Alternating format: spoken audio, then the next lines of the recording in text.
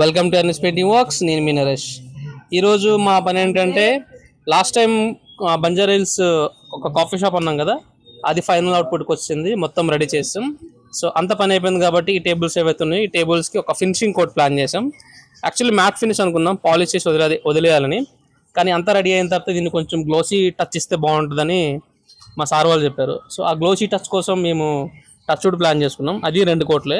2 కోట్లు ఎందుకు ఒక్క కోట్ చేయొచ్చు కదా అంటే, మీరు దీని మేకింగ్ వీడియో ఒకసారి చూస్తే మేము మొత్తం ఏదైతే ఆ రఫ్నెస్ కోసం మేము ఐరన్ బ్రష్ పెట్టి ఓపెన్ చేసాం బాగా, కొంచెం రఫ్ టెక్స్చర్ కోసం. సో ఇప్పుడు కాఫీ టేబుల్ కాబట్టి ఏదైనా స్ప్లిట్ అయినా సరే దాంట్లోకి వెళ్ళిపోతుంది, ఆ రఫ్ ఫీల్ ఉంటుందేమో అని చెప్పి కస్టమర్ అన్నారు. సో దాన్ని కొంచెం స్మూత్ చేసి ఒక లేయర్ బ్రష్తో ఎక్కిస్తున్నాం టచ్ వుడ్. ఇది అయిన తర్వాత సెకండ్ కోట్ ఏదైతే ఉందో అది మొత్తం స్ప్రే చేస్తాను. స్ప్రే చేయడం వల్ల ఏమవుతుందంటే ఈవెన్గా వస్తుంది, ఆ కొంచెం స్మూత్నెస్ కూడా వస్తుంది.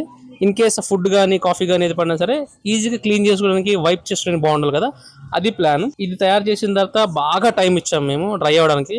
కంప్లీట్ డ్రై అయిన తర్వాత ఒక్కసారి 220 పేపర్తో లైట్గా స్మూత్ ఫినిషింగ్ చేసి టచ్ వుడ్ ఎక్కిస్తున్నాము. ఈవెన్గా సెట్ అయిపోతుంది, అంత బాగా వస్తుంది. అది మా ప్లాన్. సో ఆల్మోస్ట్ ఒక 16 టేబుల్స్ ఉంటాయి, అన్నీ రెడీ అయిపోతున్నాయి. ఇంకొక 4-5 డేస్లో ఒక ఫుల్ వీడియో వస్తుంది అవుట్పుట్ అనేది.